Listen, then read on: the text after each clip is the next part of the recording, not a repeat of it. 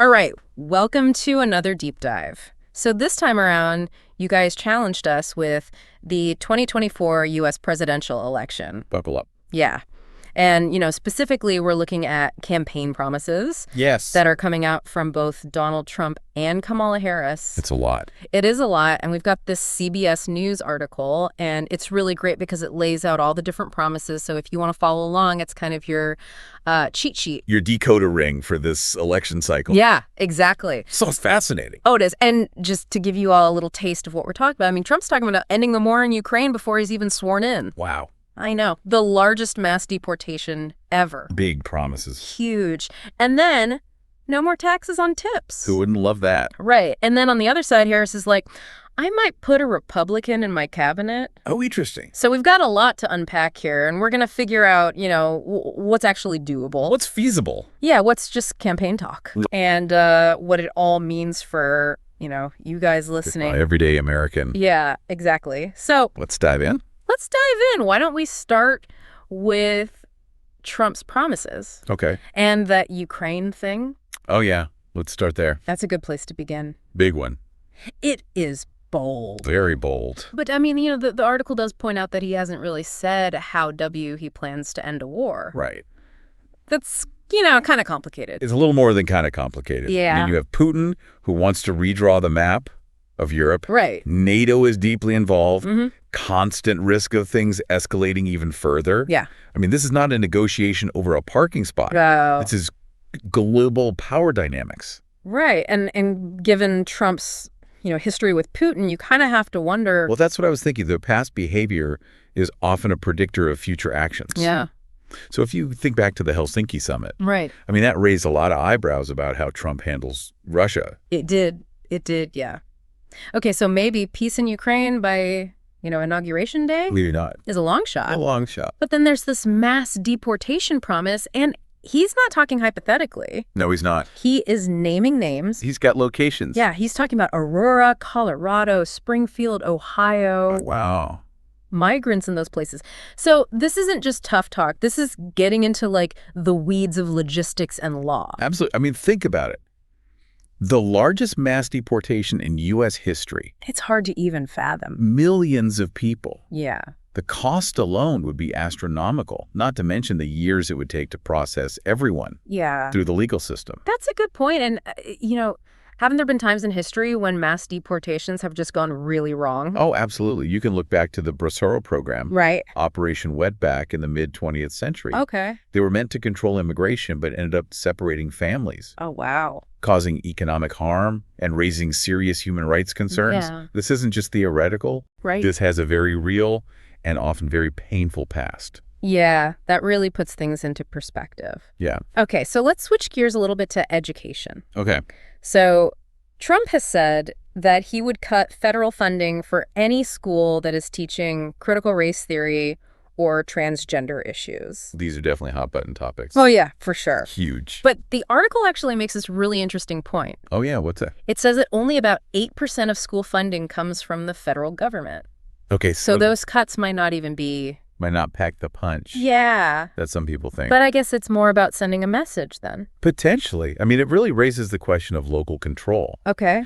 Can the federal government dictate what is taught in classrooms across the country? Yeah, that's a good point. And then what about the impact on students and teachers themselves? Right.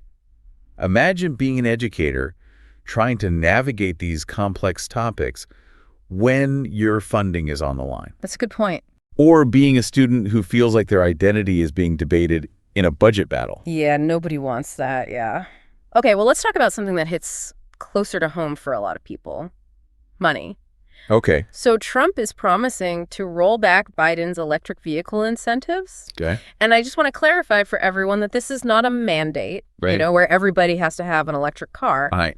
It's about encouraging 50% of new vehicles to be zero emission by 2030. Got it. Okay. So this promise has big implications for the environment. Absolutely. The auto industry, your wallets. And consumers. Yeah. So automakers are already pouring billions of dollars into electric vehicle technology. They are. This could really slam the brakes on all that progress. Yeah, And, I mean, wouldn't it also affect our ability to meet our climate goals? potentially. Because, we are already seeing the effects of climate change. Well, you are. So wouldn't you slowing down adoption of electric vehicles Just make things worse. just make things worse? Yeah. And think about your options as a consumer. Right. Rolling back these incentives could make electric cars less affordable. Yeah. You'll have fewer choices Yeah. when you're ready to buy a new car. Okay. That makes sense.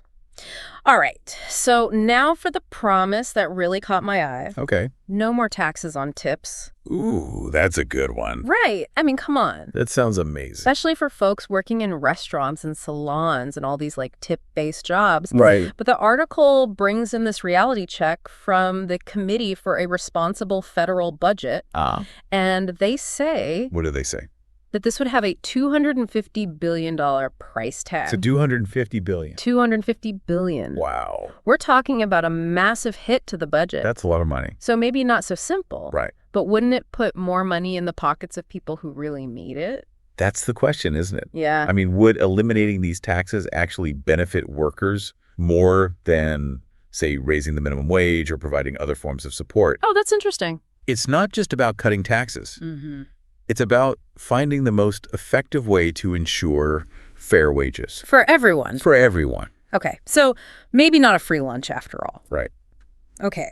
Let's talk about Social Security. Okay. Because Trump is promising no taxes on that income, Okay. which sounds pretty good for retirees. Sounds good. But it's important to remember What's that? that right now, about 40% of people getting Social Security already pay taxes on those benefits, Right. depending on, how much other income they have. I see. Trump's plan would get rid of those taxes completely. So free money for everyone. Right. What's the catch? Well, Social Security is already facing funding challenges. It is. Taking away a revenue stream could put its long-term future at risk. Oh, no. It's kind of like raiding your retirement fund to cover a vacation. Oh, It might feel good in the short term, right. but it could have really serious consequences Yeah, that's a good analogy. down the road. Yeah. All right. Well, let's move into something that always seems to be a hot topic. What's that? Healthcare. What does Of course, Trump is back with this promise to replace Obamacare, which, well, he didn't manage to do last time he was in office. Right. And the article points out that he still hasn't said what the replacement plan is. He's light on the details. Very light on the details. And, healthcare reform is so complex. Unbelievable. It affects millions of people's lives. And the entire healthcare industry. Yeah. Without knowing what the plan is, it's impossible to say what the impact would be. So a lot of uncertainty there. A lot. Okay, finally for this round, let's talk about the child tax credit. Okay. So Trump wants to increase it to $5,000 per child, Okay. which could be a big deal for families. Huge. But again, we come back to that budget question. Always the budget. Yeah, expanding it this much would be really expensive. Yeah. And, there are also different schools of thought about how to help families. Different approaches. Yeah, so some argue for direct cash assistance, others for targeted programs. Yeah. It's a debate worth having. Definitely. So, we've covered a lot of ground with Trump's promises. A lot of ground. And there are definitely some recurring themes here. Big promises. Yes. Big price tags. Absolutely. A lot of complexity. It's complicated. It is complicated. Yeah. But we're not done yet. No, we're not. Up next, we're going to dive into Kamala Harris's campaign promises. Right. And see how they stack up. Let's do it. Stay with us. Can't wait. It's interesting to see how both candidates are kind of tapping into that feeling of like, hey, things are expensive, help me out. Yeah. But their solutions are very different. That's what makes it interesting. It does. Okay, so let's jump into Kamala Harris's promises. Okay. So first up, she's going after those crazy drug prices. Yep. Which I think we can all relate to. Absolutely. And Yeah. she's kind of building on what the Biden administration is already doing with that Inflation Reduction Act. Remember that part where Medicare can finally negotiate drug prices? Oh, yeah. That's huge. I know. I remember thinking, it's about time. Yes. But what can Harris do that's, different? Well, she's hinted at going even further. Yeah. Think stricter regulations on drug companies, Mhm. maybe even pushing for price caps on certain medications. Okay. It'll be interesting to see how far she's willing to push the pharmaceutical industry. Yeah, push back on them. Okay, so tougher stance on Big Pharma. Yes. Now on abortion rights. Okay. Harris has said that she would sign a law protecting abortion access at the federal level, Okay. but only if Congress passes it. There's the catch. Yeah. With a lot of these promises, they really depend on what happens with Congress. Yeah. And, given how divided things are right now, Yeah. getting a law like that passed would be a major uphill battle. Major. Yeah. Which is why those down ballot races are so important, right? Absolutely. It's not just about the president. It's about the whole shebang. Congress. Yeah. Okay, let's talk groceries because Yeah. prices have been out of control. Oh, they have. I think we all feel that pinch at the checkout line. For sure.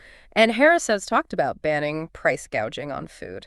Okay. But that's got to be tough to enforce. Right. Like, how do you even define price gouging? That's the question, isn't it? Yeah. I mean, a complete ban would be very complex. Right. But Harris has also talked about increasing competition in the food industry. Okay. So more competition usually means lower prices. Makes sense.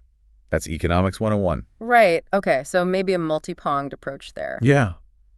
Now, remember how Trump wants to, boost the child tax credit? Yes. Harris has her own plan. Okay, what is it? And hers is really focused on newborns.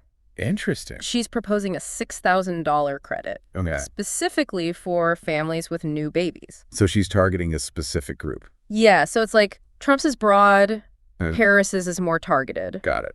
What are the pros and cons of each approach? Well, a broad expansion like Trump's would obviously help more families, Okay. but it also comes with a much larger price tag. Right. Harris's plan is more cost-effective, Okay. but it does leave out families with older kids. Right. So it comes down to priorities. Yeah. Do you cast a wide net or focus on a specific need? Yeah, that's a good point. And then finally, there's this kind of interesting tidbit that Harris has said that she would put a Republican in her cabinet, Oh, wow. which you don't really see very often. Not very often. It's a bold move. It is. And it raises a lot of questions, like would it lead to more bipartisan cooperation? Would it help bridge the divide in Washington? Or would it create more gridlock? Yeah, would it backfire? Yeah, It's a gamble. it is a gamble. For sure. It would definitely shake things up. Yeah, it would. All right, so we've covered a lot of ground here. War, healthcare, taxes, even the price of groceries. It's been quite a journey. It has been a lot. But before we wrap things up, we need to take a step back and kind of look at the big picture. Okay, I'm ready. It's a lot to process. So much. And it feels like every promise has this ripple effect, you know? Exactly. It's not just about the sound bites, it's Yeah. about the consequences, Right. One of the biggest takeaways here is just how much power Congress has. Oh, totally. It doesn't matter if a president promises free unicorns for everyone if Congress is like, nope, Right. not happening. So pay attention to those down ballot races. Yeah. They'll determine what's actually possible. It's not just about the president. No. And then there's the money issue. The budget. Almost every promise has a price tag. It- Someone has to pay for it, right? There's no magic money tree. Nope. So as you hear these promises, ask yourself, how are they going to pay for this? Right. And what might get cut to make room? Exactly. It's all about trade-offs. Yeah, and some of these issues are, incredibly complex. Oh, they are. We're not talking about picking out a new pair of shoes here. No. This is healthcare, immigration, education, Huge issue. stuff that affects millions of people. Millions. So there's no, easy answer. No. No one-size-fits-all solution. Nope. And that's why it's so important to really Yeah. think critically, Play research. consider different viewpoints. That's what the deep dive is all about, right? Exactly. Helping you cut through all the noise The and rhetoric. yeah, and make informed decisions. Yes, informed decisions are key.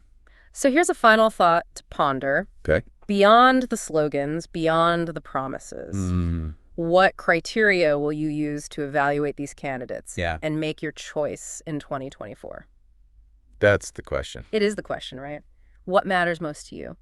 And we hope this deep dive has given you the information and the insight. The tools Yeah, to figure that out. to make those decisions. So keep exploring these issues, stay engaged, and most importantly, make your voice heard. That's right.